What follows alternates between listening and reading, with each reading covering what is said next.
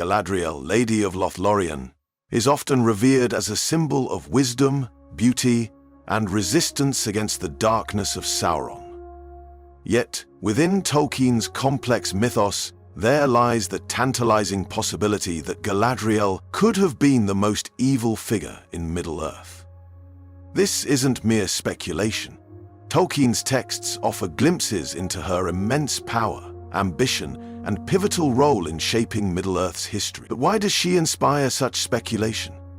Could Galadriel have surpassed even Morgoth or Sauron in malevolence if her choices had been different?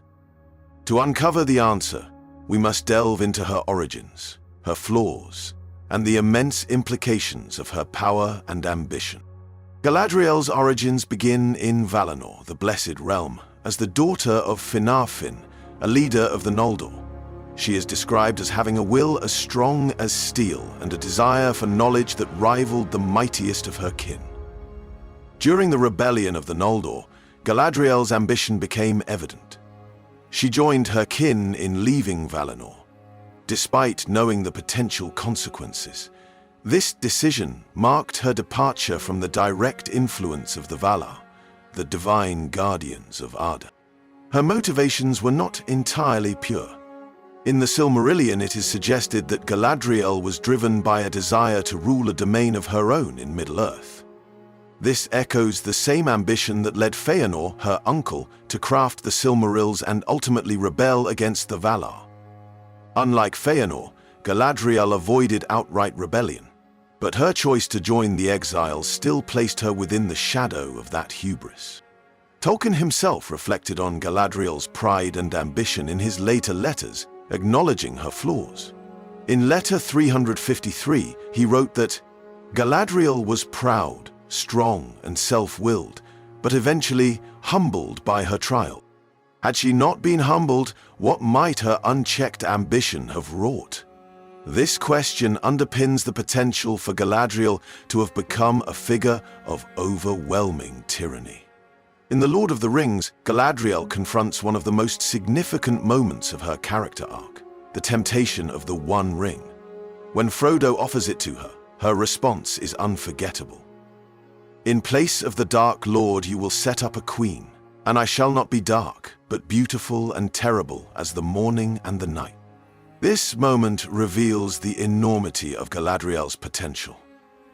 The ring, amplifying her innate power, would have made her nearly unstoppable. Consider the implications of such a ruler. A world of perfect order, beauty, and light, but devoid of free will.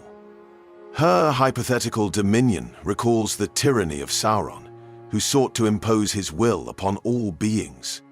Moreover, Galadriel's refusal of the ring represents not only her growth, but also the thin line she walked throughout her life. It is chilling to consider that, had her trials in Middle-earth embittered her rather than humbled her, she might have succumbed to the temptation. Why is this significant? Galadriel's awareness of her own capacity for evil underscores her narrative as a figure of immense power, constrained by discipline. Yet, the possibility of her fall remains haunting.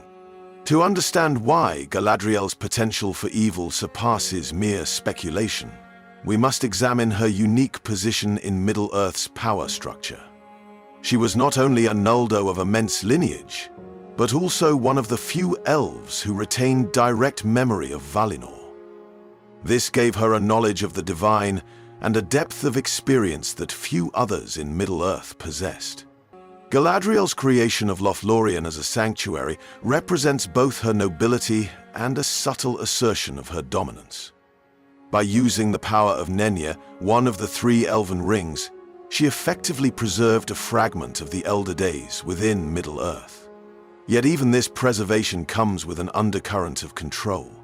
The timelessness of Lothlorien imposes a static beauty that isolates it from the natural flow of time and history. Consider this. If Galadriel's rule over Lothlorien was inherently benign, why does it evoke unease in Frodo and others who visit? Sam remarks that it feels as though they are inside a song. And yet, this idyllic perfection carries a weight of sorrow and sterility. Galadriel herself acknowledges the artificial nature of her dominion, lamenting that the power of the three rings is tied to the one. Should Sauron triumph or be destroyed, the magic of the rings, and by extension Lothlorien's preservation, would fade. She sighed. This fragile balance illustrates how closely Galadriel's power skirts the edge of benevolent preservation and tyrannical stasis. If she had wielded the One Ring, she could have extended the influence of Lothlorien across all of Middle-earth, enforcing a singular vision of order and beauty. The spectre of Galadriel as an evil figure becomes even more compelling when viewed alongside the histories of Melkor and Sauron. Like them, Galadriel is a being of vast ambition and capability, capable of bending others to her will. However, she differs in that she possesses a profound self-awareness of her potential for corruption. Melkor sought domination out of jealousy and a desire to unmake the creations of others.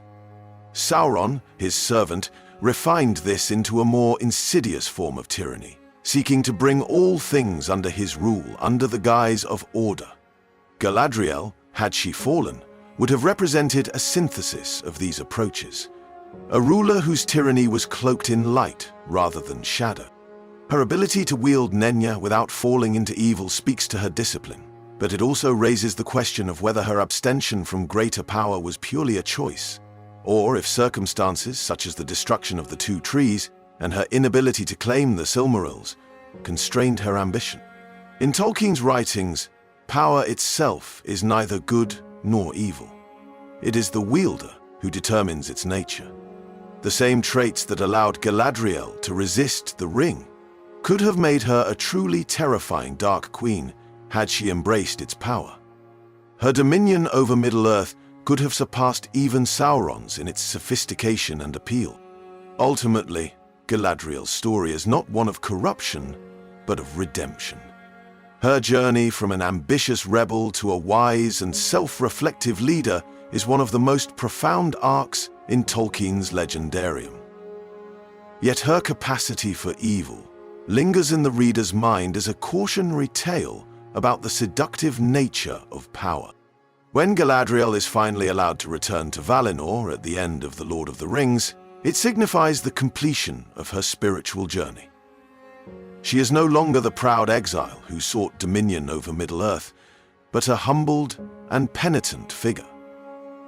This mirrors the overarching theme of Tolkien's works, that even the mightiest must surrender power to achieve true greatness.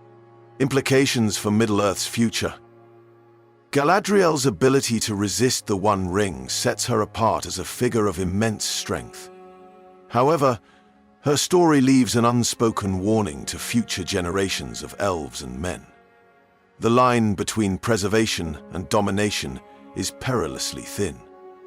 As Lothlorien fades and the Age of Men begins, her legacy remains as both a beacon of hope and a reminder of the latent darkness within even the most noble souls.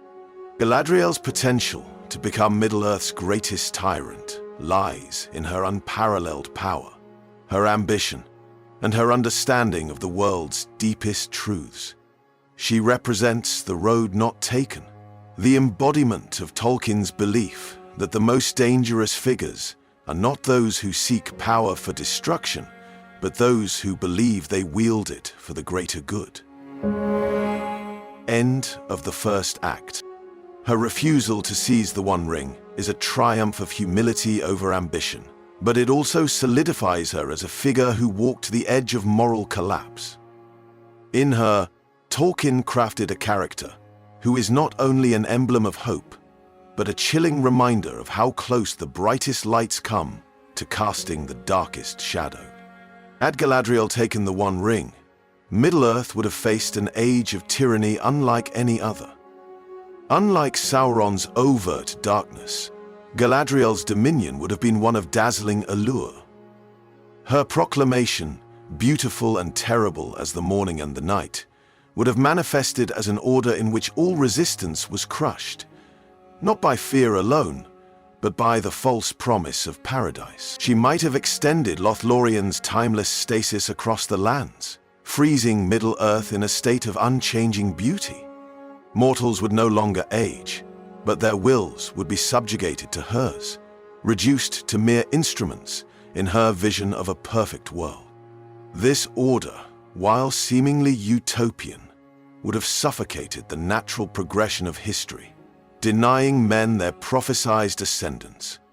Even the free peoples, unable to resist the ring's domination, would have been bound in unwilling servitude. If Galadriel fell to darkness, her influence would have spread rapidly through the elves. Rivendell, the last homely house, would not have remained immune. Elrond, tied to Galadriel through family and the shared burden of the Rings of Power, might have been coerced into joining her dominion. Together, they could have wielded the combined power of Nenya and Vilya to reshape Middle-earth into a realm entirely under their control. Elrond, known for his wisdom and fairness, might have become a tragic figure, his ideals warped to justify supporting Galadriel's ambitions. The last alliance of elves and men, which once stood against Sauron, would have fractured before it even began. Without unity, the remnants of Middle-earth would have fallen into disarray, ripe for conquest. Had Galadriel claimed the ring, she and Sauron would have inevitably clashed. Their war would have torn Middle-earth apart, for both would wield tremendous power. Unlike Sauron's brute force domination, Galadriel would have fought with subtlety and allure, gaining allies through manipulation as much as through coercion. However, such a war would have left the free peoples caught in the crossfire, with neither side representing true freedom. Galadriel's armies might have drawn from the elves, who would follow her out of reverence and awe, while Sauron's orcs and corrupted men opposed them. This war would have consumed centuries, ensuring endless strife and the slow erosion of Middle-earth's cultures and peoples. As the bearer of the One Ring, Galadriel might have sought to usurp the very forces that shaped Middle-earth. With her unparalleled knowledge of the Rings of Power, she could have unmade them, severing their ties to the foundation of Arda. This act would have unleashed chaos, unraveling the careful balance maintained by the Valar and leaving the world vulnerable to unforeseen consequences. Such an act would not only destroy the lingering beauty preserved by the elves, but could also hasten the doom of the world itself. The fabric of creation, intertwined with the power of the rings, might have unraveled. In her pursuit of control, Galadriel might have inadvertently initiated the downfall of Middle-earth. The most chilling possibility is that Galadriel, wielding the ring, might have transcended even Sauron's ambitions and sought to rival Morgoth himself. Her dominion would not have stopped at Middle-earth. She might have set her sights on Valinor, returning not as a penitent exile but as a conqueror.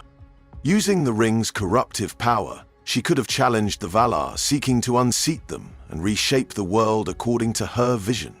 This echoes Morgoth's rebellion against Eru Ilúvatar, making Galadriel the new embodiment of Arda's corruption. Such a path would have doomed not only Middle-earth, but also Aman, the timeless haven of the elves.